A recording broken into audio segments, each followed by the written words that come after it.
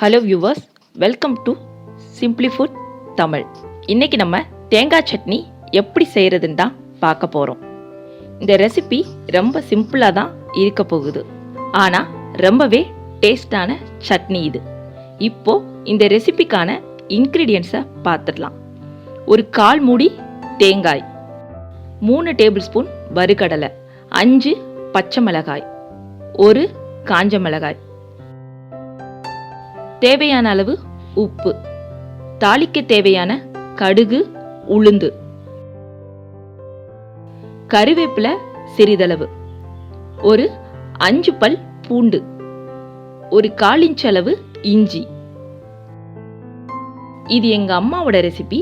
வாங்க இது எப்படி செய்யறாங்கன்னு பார்த்துடலாம். முதல்ல ஒரு மிக்ஸி ஜார்ல நம்ம எடுத்து வச்சிருக்க பச்சை மிளகாய், தேங்காய், இஞ்சி, பூண்டு, உப்பு இதை எல்லாத்தையும் சேர்த்து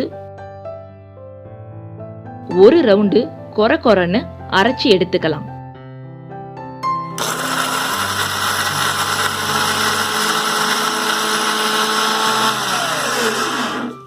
இப்போ நம்ம எடுத்து வச்சிருக்க வறுகடலையை சேர்த்து ஒரு 1/2 கிளாஸ் அளவு தண்ணி சேர்த்து சட்னி பதத்துக்கு அரைச்சி எடுத்துக்கலாம்.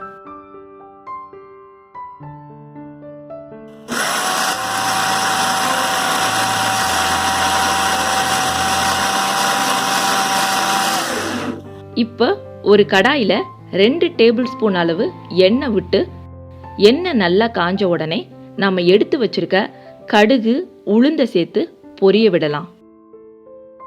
இப்போ நம்ம எடுத்து வச்சிருக்க காஞ்ச மிளகாயும் சேர்த்து கூடவே நம்ம எடுத்து வச்சிருக்க கறிவேப்பிலையும் சேர்த்துக்கலாம். இப்போ நம்ம தாளிப்பை ஆஃப் பண்ணிட்டு நம்ம அரைச்சி எடுத்து வச்சிருக்க சட்னியில தேவையான அளவு தண்ணி சேர்த்து நல்லா கலந்து விட்டு இந்த தாளிப்பை சட்னியோட சேர்த்து கலந்து விடலாம்.